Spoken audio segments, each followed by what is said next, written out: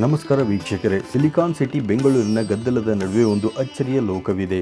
ಪ್ರತಿ ನಿಮಿಷವೂ ನಂದಿಯ ಬಾಯಿಂದ ತಾನಾಗಿಯೇ ನೀರು ಬಂದು ಶಿವಲಿಂಗಕ್ಕೆ ಅಭಿಷೇಕವಾಗುವ ದೃಶ್ಯವನ್ನು ನೀವು ಎಂದಾದರೂ ನೋಡಿದ್ದೀರಾ? ಅದು ಕೂಡ ಯಾವುದೇ ಪಂಪ್ ಅಥವಾ ಮೋಟಾರ್ ಸಹಾಯವಿಲ್ಲದೆ.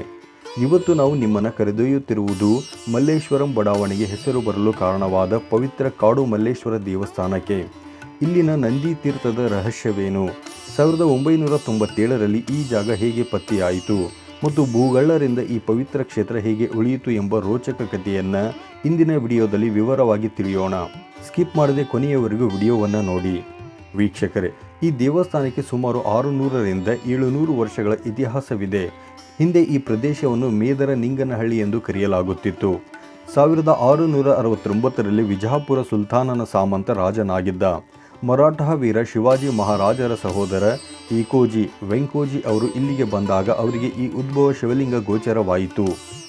ಅವರು ಈ ದೇವಸ್ಥಾನಕ್ಕೆ ಜಮೀನನ್ನು ದತ್ತಿಯಾಗಿ ನೀಡಿದರು. ಇದಕ್ಕೆ ಸಾಕ್ಷಿಯಾಗಿ ಬೆಂಗಳೂರಿನ ಅತ್ಯಂತ ಪುರಾತನ ಶಿಲಾಶಾಸನಗಳಲ್ಲಿ ಒಂದಾದ ಶಾಸನ ಇಂದಿಗೂ ಇಲ್ಲಿನ ಬಂಡೆಯ ಮೇಲೆ ಕೆತ್ತಲ್ಪಟ್ಟಿದೆ. ಈ ಶಾಸನದಲ್ಲಿ ದೇವಸ್ಥಾನಕ್ಕೆ ಹಾನಿ ಮಾಡುವವರಿಗೆ ಎಚ್ಚರಿಕೆಯನ್ನು ನೀಡಲಾಗಿದೆ. ನಂತರದ ದಿನಗಳಲ್ಲಿ ಎಲೆಮಲ್ಲ ಶೆಟ್ಟಿ ಎಂಬ ವ್ಯಾಪಾರಿ ಈ ದೇವಸ್ಥಾನಕ್ಕೆ ನವೀಕರಿಸಿದರು ಎಂಬ ಸುಂದರವಾದ ಇತಿಹಾಸವೂ ಕೂಡ ಇದೆ. ಈ ದೇವಸ್ಥಾನದ ಅತ್ಯಂತ ದೊಡ್ಡ ಆಕರ್ಷಣೆ ಎಂದರೆ ದಕ್ಷಿಣಾಭಿಮುಖ ನಂದಿ ತೀರ್ಥ. ಇಲ್ಲಿನ ನಂದಿಯ ಬಾಯಿಂದ ನಿರಂತರವಾಗಿ ಜಲಧಾರೆ ಹರಿಯುತ್ತದೆ. ಈ ನೀರು ನೇರವಾಗಿ ಕೆಳಗಿರುವ ಶಿವಲಿಂಗದ ಮೇಲೆ ಬೀಳುತ್ತದೆ. ವಿಜ್ಞಾನಿಗಳಿಗೂ ಇಂದಿಗೂ ತಿಳಿಯದ ರಹಸ್ಯವೆಂದರೆ ಈ ನೀರಿನ ಮೂಲ ಯಾವುದು?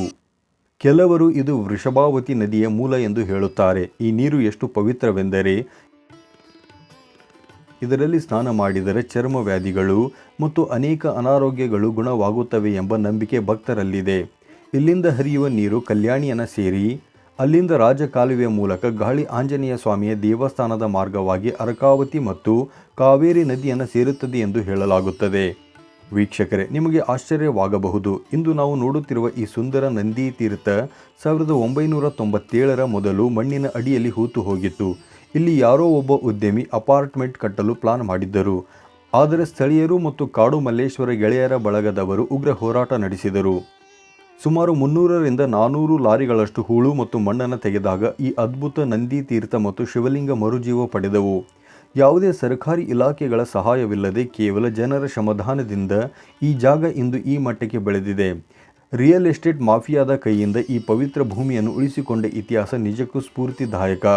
ಕಾಡು ಮಲ್ಲೇಶ್ವರ ಕೇವಲ ದೇವಸ್ಥಾನವಲ್ಲ, ಇದು ಪ್ರಕೃತಿಯನ್ನು ಪ್ರೀತಿಸುವ ತಾಣ.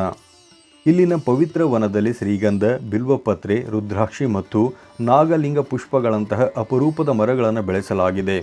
ದೇವಸ್ಥಾನದ ಆವರಣದಲ್ಲಿ 100 ವರ್ಷ ಹಳೆಯದಾದ ಉತ್ಸವ ಮೂರ್ತಿಗಳು ಮತ್ತು ವಾಹನಗಳನ್ನು ಸಂರಕ್ಷಿಸಲು ಐತಿಹ್ಯದ ಅಟ್ಟಣಿಗೆ ಎಂಬ ಮ್ಯೂಸಿಯಂ ಕೂಡ ಇದೆ.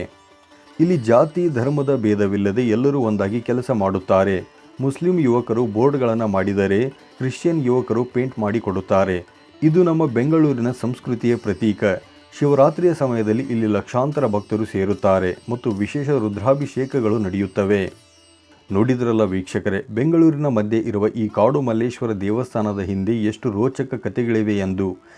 ನೀವು ಎಂದಾದರೂ ಈ ದೇವಸ್ಥಾನಕ್ಕೆ ಭೇಟಿ ನೀಡಿದ್ದೀರಾ? ಅಲ್ಲಿನ ನಂದಿ ತೀರ್ಥದ ಅನುಭವ ಹೇಗಿತ್ತು ಎಂದು ನಮಗೆ ಕಮೆಂಟ್ ಮಾಡಿ ತಿಳಿಸಿ. ನಿಮಗೆ ಈ ಮಾಹಿತಿ ಇಷ್ಟವಾಗಿದ್ದರೆ ವಿಡಿಯೋವನ್ನು ಲೈಕ್ ಮಾಡಿ, ನಿಮ್ಮ ಗೆಳೆಯರೊಂದಿಗೆ ಶೇರ್ ಮಾಡಿ. ಇಂತಹ ಇನ್ನಷ್ಟು ದೇವಸ್ಥಾನಗಳ ಮಾಹಿತಿಗಾಗಿ ನಮ್ಮ ಚಾನಲ್ ಅನ್ನು ಸಬ್ಸ್ಕ್ರೈಬ್ ಮಾಡಲು ಮರೆಯಬೇಡಿ. ಜೈ ಭೋಲೆನಾಥ್.